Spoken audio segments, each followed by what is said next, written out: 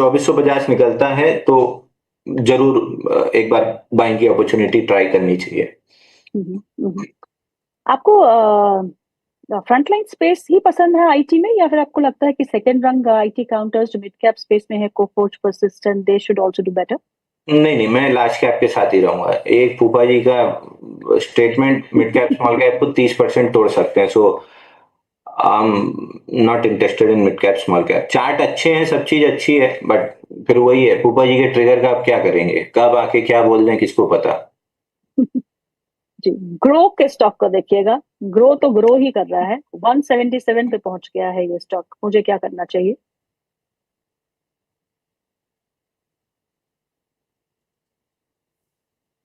देखिए, ग्रो में हमने डिस्कस किया था 34 वीक्स के अपना पैटर्न का ब्रेकआउट है 165 पे 179.50 तक जा सकता है, जो टेस्ट हो चुका है। इसके ऊपर टिका तो 193.80 बैंक इसका आईपीओ बेस का फाइनल टारगेट है। पंकज कुमार का सवाल आपके लिए आया है, वो पूछते हैं E2E, राज रतन और भगेरिया में स्टॉप लॉस बता दीजिए please, stop loss and target. Bhageria अभी तक ये होल्ड किए बैठे हैं, हम लोग खा पी के कप्पा बढ़ा के खाली कर चुके हैं। जी, यही तो प्रॉब्लम है, because people don't adhere to their stop losses and targets. या 240 पे क्लियरली प्रॉफिट बुकिंग की सलाह थी, अब अभी तक पकड़े बैठे हैं। खैर, मेजर सपोर्ट 169 147 जोन है, वहां पे आ गया है, लेकिन कोई बुलिश एविडेंस मिल नहीं रहा है। जब तक क्लियर कट नहीं मिलता है अवॉइड करना चाहिए। 187 मेजर रेजिस्टेंस जोन है, वहां पे एक बार सवाल पूछ लीजिएगा। राज रतन में अगेन स्लो चल रहा है, 468 का जो ब्रेकआउट था स्लो चल रहा है, 615 तक पहुंच जाएगा। स्टॉप लॉस वही ब्रेकआउट पॉइंट लगा लेना चाहिए, या स्विंग लो 450 बना है वो लगा लेना चाहिए। ओके, अगला सवाल जो है वो है, अच्छा आपने E2E में नहीं बोला क्या करना है? E2E बुलिश रिएक्शन पहला दिखाया था 12 जनवरी को, अभी दूसरा दिखा रहा है, बट सर पे फॉलिंग 10 वीक और 50 डे मूविंग एवरेज खड़ा है। मैं मूविंग एवरेज एक दूसरे के ऊपर आने का वेट करूंगा, जैसे ही इसके ऊपर मूविंग एवरेज एक दूसरे के ऊपर आना स्टार्ट होंगे बाइंग स्टार्ट करेंगे। आशु का सवाल है, वो पूछते हैं TFCI 71 रुपए 30 पैसे पे खरीदा है उन्होंने, इसमें क्या करना चाहिए प्लीज सजेस्ट। देखिए, आज ये स्टॉक हमने अपने क्लाइंट्स को बाई रिकमेंड किया था सुबह 71 रुपीज में 9:35 पे, बट चला नहीं, ब्रेकआउट पॉइंट के पास से रिवर्सल वर्टिकल आ गया है, स्टॉप लॉस नहीं घटा है, तो मे बी सेकंड अटेम्प्ट में निकल जाएगा, बट मैंडेटरली स्टॉप लॉस रखना पड़ेगा 66 का क्लोजिंग बेसिस पे। ओके, अबरार शेख का सवाल है आपके लिए, लेंस कार्ट का टारगेट और स्टॉप लॉस क्या हो सकता है, प्लीज बता दीजिए।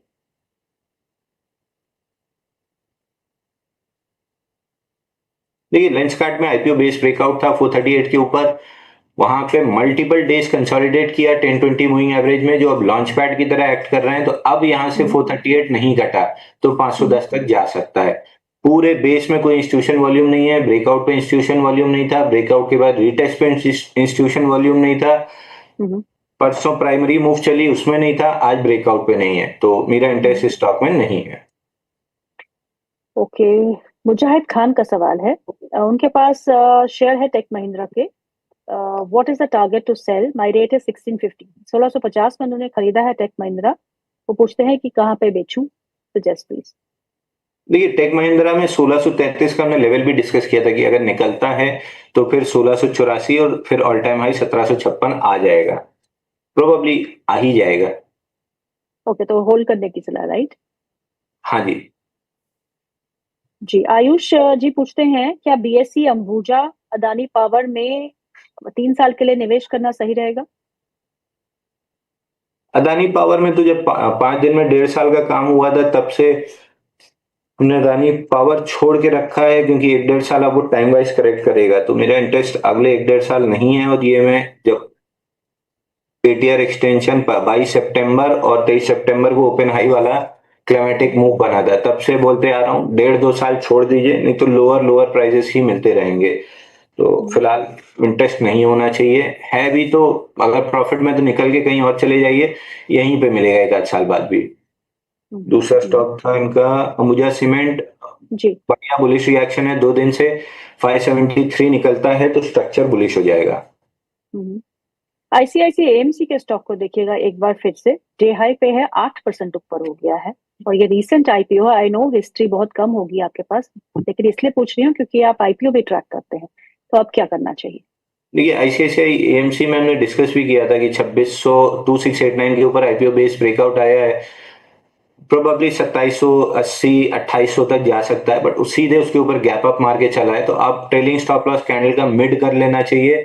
जो सुबह जो सुबह 2869 थी, अब सरक के 2892 हो गई, तो 2900 रुपए के ट्रेलिंग स्टॉप लॉस से लॉन्ग रह सकते हैं। ओके, आज रियल्टी में भी एक अच्छा बाउंस बैक देखने को मिल रहा है, क्योंकि रियल्टी एक ऐसा सेक्टर रहा है जो जिसने परफॉर्मेंस तो नहीं देखने को मिली थी, तो लेकिन आज थोड़ा बहुत मोमेंटम है।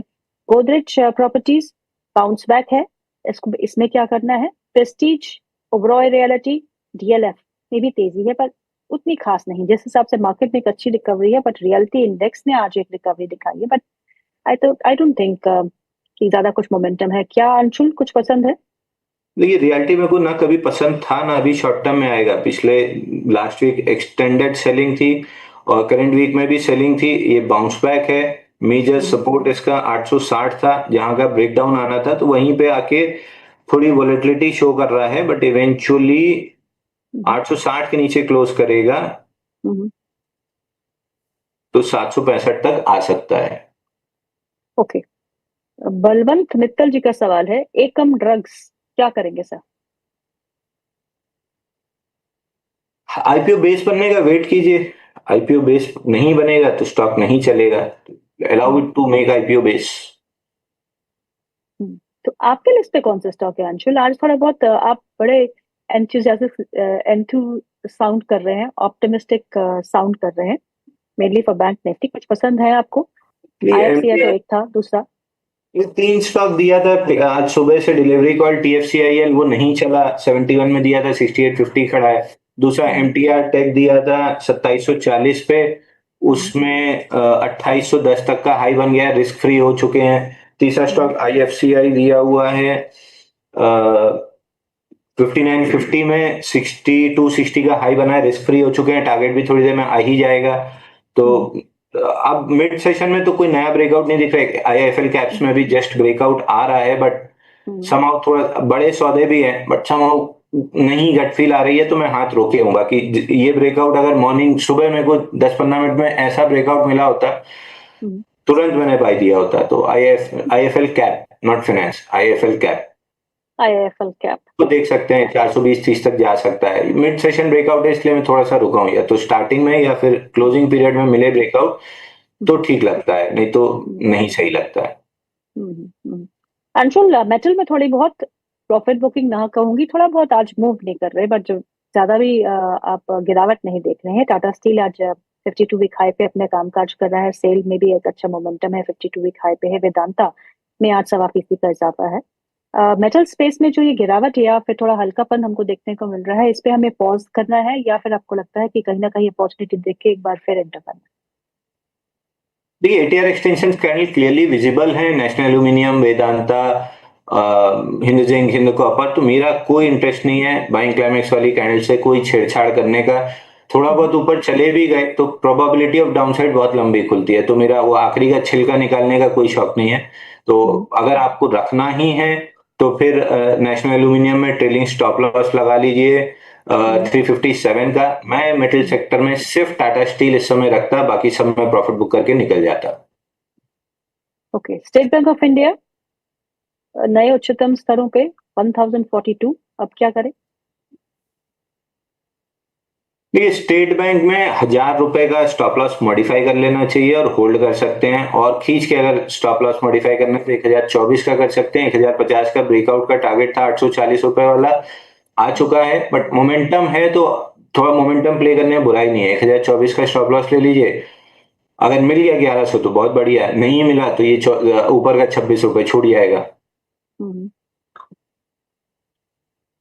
ओके, कुछ और स्टॉक्स देख लेते हैं हम निफ्टी 50 में, जहाँ पे है अच्छा मोमेंटम। उसमें है श्रीराम फाइनेंस। श्रीराम फाइनेंस 3% ऊपर आज के बाजार में, 1010 का स्तर है, क्या करना चाहिए? देखिए श्रीराम फाइनेंस में वापस एक ब्रेकआउट बना है। प्रॉब्लम यह है कि एटीआर एक्सटेंशन कैंडल के बाद ट्रेलिंग स्टॉप लॉस 983 कट चुका है, उसके बाद आज ब्रेकआउट बनाने की कोशिश है, तो मेरा इंटरेस्ट नहीं है फिलहाल। हालांकि जो पूरा ब्रेकआउट था उसका दूसरा टारगेट 1200 रुपए है, तो अगर वही चीज है, डीपर स्टॉप लॉस जहां पे मेरा ज्यादा इंटरेस्ट था वो 949 का था, एग्रेसिव स्टॉप लॉस 983 काट के वापस से बाई बनाए। 949 के स्टॉप लॉस से अगर होल्ड करना चाहें तो कर सकते हैं, 1200 मिल सकता है, but ATR extension candles visible है। स्टॉप लॉस बहुत टाइट रखिएगा, मतलब स्ट्रिक्ट रखिएगा। चलिए, इस पर फेडरल बैंक के नतीजे आ चुके हैं और नतीजों में नेट प्रॉफिट का फिगर आ चुका है 10 बिलियन, यानी कि 1000 करोड़ का नेट प्रॉफिट फॉर क्वार्टर 3, और एस्टिमेट भी इसी के आसपास के थे। फेडरल बैंक में ग्रॉस एनपीए जो है 1.72% for quarter 3 versus 1.83% quarter on quarter. Quarter 3 net NPS जो है 0.42% वर्सेज 0.48%। तो अभी तक तो नतीजे बहुत अच्छे लग रहे हैं और फेडरल बैंक में एक अच्छा रुझान सुबह से ही बना हुआ है, एक अच्छे मोमेंटम में है और डे हाई के आसपास इस समय फेडरल बैंक का स्टॉक काम करते हुए नतीजे आ चुके हैं। प्रॉफिट का जो फिगर है that is meeting the estimates, यानी कि एस्टिमेट्स के इन लाइन है। तो बेट नतीजे जो है वो ठीक ठाक इस समय देखने को मिल रहे हैं। अगर नतीजों का सिलसिला ऐसे ही जारी रहा अंशुल, हम देख रहे हैं कि नतीजे बेटर आ रहे हैं फ्रॉम क्वार्टर 2, तो क्या लगता है आपको निफ्टी के लेवल्स क्या हो सकते हैं बिफोर द बजट? देखिए, निफ्टी एग्जैक्टली लेवल में नहीं उसको डिस्कस या प्रिडिक्ट करना चाहूंगा। मैं केवल अपने डेटा के साथ ही रहूंगा। एफआईआई का इंडेक्स फ्यूचर्स पोजीशन देखेंगे तो ऑलमोस्ट ऑल टाइम हाई पे 1,99,000 कॉन्ट्रैक्ट। लास्ट टाइम तो जब हमने हजार पॉइंट की बाउंस बैक दी थी निफ्टी पे, 180 के पास ही आते थे। अभी 1,99,000 कॉन्ट्रैक्ट शॉर्ट है। फ्यूचर प्लस ऑप्शन मिला लें तो 5,23,000 कॉन्ट्रैक्ट शॉर्ट है। 5 लाख तक हम लास्ट टाइम रुके थे, 5,23,000 कॉन्ट्रैक्ट शॉर्ट है। तो यहाँ से शॉर्ट कवरिंग न्यूट्रल तक भी आई, तो बैंक निफ्टी जय श्री राम करते हुए 29,000 30,000 कहाँ जाके रुकेगी कोई भरोसा नहीं है। तो मैं टारगेट्स प्रिडिक्ट करने की जगह take one day at a time, जहां जहां बेयर ट्रैप बन रहा है, ब्रेकआउट बन रहा है, वहां पे प्ले करते रहिए। चली भी जाए 30,000 तो क्या आप 25,780 पे लेके 30,000 तक के लिए लॉन्ग बैठ सकते हैं? नहीं बैठ सकते। तो जब उसको ट्रेड करने का ही तरीका इन आउट वाला है, तो हर डिप पे, बुलिश रिएक्शन पे या बेयर ट्रैप पे बाई करिए, स्विंग हाई पे बेचिए, फिर रिएक्शन पे बाई कीजिए, फिर नए स्विंग हाई पे बेचिए। आज कुछ और स्टॉक्स जो है सीमेंट स्पेस से अच्छा चल रहे हैं। अल्ट्राटेक को आप देखिएगा, वो भी एक अच्छे मोमेंटम में है, डे हाई पे काम काज करते हुए। अंबुजा सीमेंट की हम बात कर ही चुके हैं और ग्रासिम में भी एक अच्छा मूव देखने को मिल रहा है। सो अल्ट्राटेक सीमेंट भी आपको चार्ट्स पे अच्छा लग रहा है या नहीं? लगता है कि मोमेंटम पहले से ही बहुत ज्यादा आ चुका है स्टॉक में?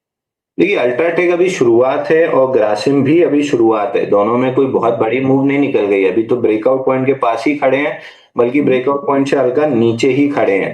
तो यहाँ से अगले 1 साल के लिए ग्रासिम अल्ट्राटेक सीमेंट ले लीजिए। जब अंबुजा सीमेंट का अमेलगमेशन पूरा कंप्लीट हो जाएगा तो फिर अंबुजा सीमेंट ले लीजिएगा, बट सीमेंट अगले 4-5 साल बड़ी रैली है। ऑटो में एक स्टॉक जो आपको बहुत पसंद है ऑन चार्ट्स? ऑटो ऑटो में अभी यहां से मैं बजाज ऑटो 9,100 9,086 से हमने क्लाइंट्स को लॉन्ग दिया है, 9,250 के ऊपर ऐड किया है, 11,200 तक लग रहा है। तो ट्रेलिंग स्टॉप अभी 9,500 पे थोड़ा सा बुक भी किया था, डिप्स पे वापस से ऐड करेंगे। तो इन आउट करते हुए 11,250 तक इसको प्ले करेंगे। चलिए अंशुल, आपके साथ बात करके बहुत अच्छा लगता है। बहुत सारे सवाल जो है, एक सवाल